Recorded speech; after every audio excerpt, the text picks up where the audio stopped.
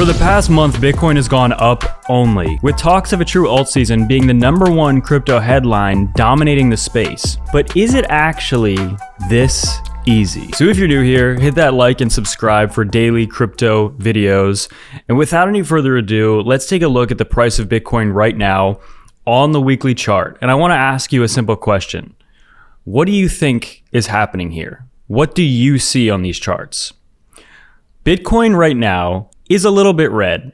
It just closed its first red weekly candle since the last week of October. The entire month of November was green, green, green up until quite literally that very last week, which almost actually did turn green.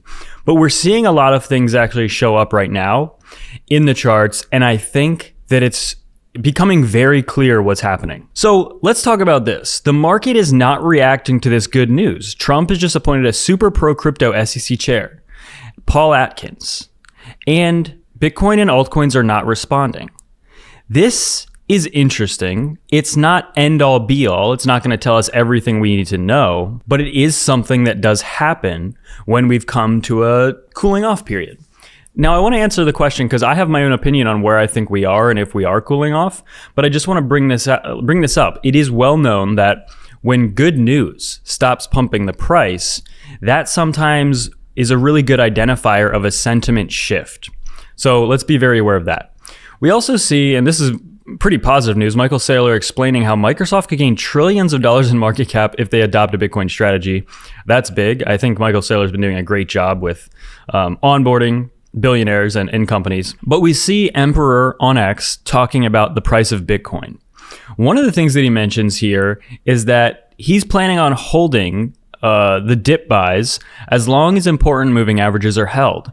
If this trend is lost, what he's saying is he will wait for consolidation for a couple of weeks before buying both altcoins and Bitcoins. And Bitcoin, not Bitcoins.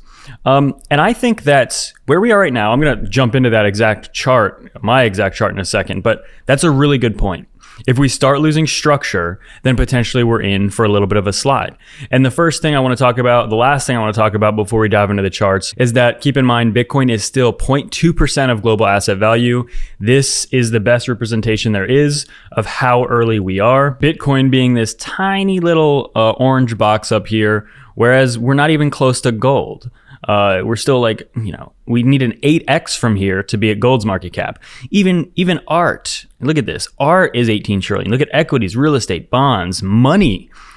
Real estate specifically is insane, but bonds and money, if Bitcoin, I'm sure you guys all know this because it's been talked about a million times, Bitcoin has a lot of potential growth left. And with that being said, I do want to jump into the chart of Bitcoin, which you see something very big happening here. This is the daily chart for Bitcoin. You look right now, we're having our first touch on the 21-day moving average. The last time we touched this was back on November 5th. Bitcoin pumped all the way up to about 73,000, matching the all-time highs set back in March. This was our very first touch here, remember that? Touched it, matched it, got rejected, and then immediately after the US election results, straight up. So for the past entire month, we have been going straight up only for Bitcoin. We're now on the 21-day moving average. We clearly now, if we zoom into on this daily, we have some sort of a lower high structure. Currently, however, we still have a higher low. Currently, our low is about 91,000, and our low so far since the election, since this pump really cooled off potentially, is around 91. So pretty much right there. 93 today so far is the low, and then 91 is the low here. Basically, as long as Bitcoin trades above 90K, we're in a very even short-term bullish place for Bitcoin. But all I'm saying is now signs are starting to show up that we potentially might have a little bit of a pullback for Bitcoin. And if Bitcoin, and I've been saying this for a while, if Bitcoin can hold between 90 and 100,000, kind of just in this entire range, if I actually just put a box kind of around the area I'm talking about. If Bitcoin can trade in this zone, let's say even for a couple of weeks, okay, this is like really projecting out there, but if Bitcoin can trade within this zone, Altcoins, I think, will still run. I think we will see a more pronounced alt season. We're already getting some signals, okay, with dominance. Bitcoin, the entire altcoin market cap is closer and closer to a new all-time high, within about 10% at its height. So very, very close, accelerating very fast. You can see that. And again, Bitcoin dominance is really important. We see Bitcoin dominance having its first substantial breakdown since back in even September and August of 2022. So a long time. That's a good sign. Basically, as long as Bitcoin trades in this zone, I think altcoins will do really well. And what does that mean? That means that technically Bitcoin could have a dump from here. Let's say it loses the 21-day moving average and comes down and retests 90,000, because the 21-day moving average is at about like 94,000. Let's say we fall down to about 90 and we kind of test where we're trying to get above back here, and we trade in this range. Then I think altcoins will continue to do really well immediately, like right now, in the short term. However, if Bitcoin breaks below 90, and if it breaks below this range, this box that I have here, let's say it even comes down all the way to about 80,000 at the 50-day moving average, which is also exactly where the CME gap is, right here. If it makes a move like that, one, I will be buying more Bitcoin and altcoins, because two, I think altcoins will get dumped on. I think altcoins, I'm trying to make this very clear. If Bitcoin can stay in this range, even if it dumps, but as long as it's in this box, I think altcoins will do really well. But if it fails this range and it breaks out of this, then I think, unfortunately for altcoin holders, altcoins will also temporarily get pulled down. But my personal opinion is the buying pressure is so strong that even if we do get a big dump, I don't think it'll last more than a week or so. I think that it would be a pretty, a nice reset in the market, and I think people would be bidding like crazy. Keep in mind, this is where we are in this cycle. Okay, we're kind of we're getting close basically to the midpoint. We're getting close basically to like the midpoint. You can see that line I put on here. Let's look at the midpoint of the last cycle and the midpoint of the cycle before that. A lot of gains were going on in that midpoint, okay? A lot of gains were still happening. So we're in the middle of gains, but we can still have pullbacks. You can see that here. You can see pullbacks happen all the time, even in the most parabolic part of a bull run. So I think that's really important. We see the stock market, the SPX as well, it looks pretty good. But if we look at something like the daily chart for Bitcoin, you can see the MACD. Ever since really the past week, the MACD is curved into a more bearish posture. We set a lower high. So again, more evidence that we're potentially rolling over in the short term, or at least trading sideways. Mainly the takeaway is it doesn't look like we're putting in new all-time highs for Bitcoin in the next 24 hours. But also we see the RSI, and as well, what you need to be looking at is the weekly chart, where we do see the very first potential sign of a slight, weakening in the MACD and RSI on the weekly charts for Bitcoin.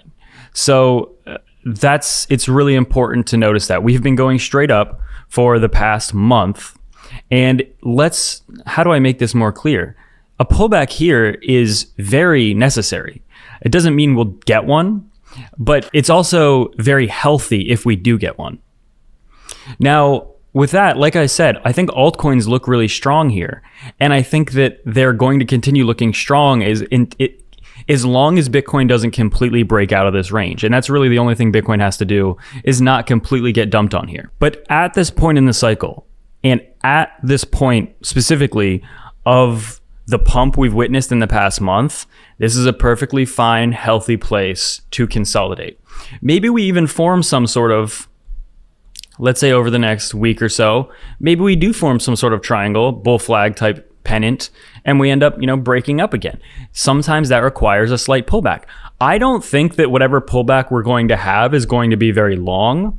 We just spent like 8 months in basically a downtrend.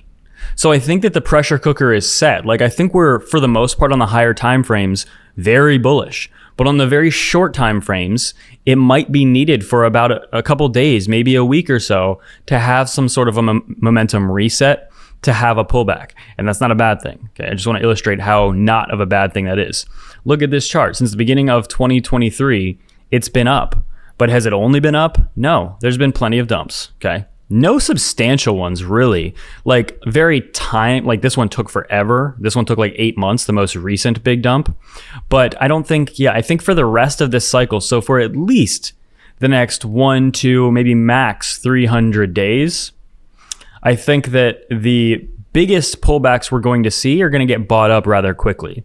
But again, if you're holding altcoins, if Bitcoin is unable to hold above anything above 90K, I think altcoins will do pretty well. But if we slip below 90K, that's the point where I start thinking, well, basically fire sale. I think, wow, everything's very cheap. This is where I'm re-entering new long positions. This is where I'm getting ready to, basically go massively long again, like get risky long. At least for me, that's what I plan on doing. And get signed up with FEMX below if you know my Bitcoin altcoins are trade. And also, if you don't want a KYC and you can't use FEMX, you can sign up with BITUNIX below, which is available in a region that might not be available, or FEMX might not be available for you.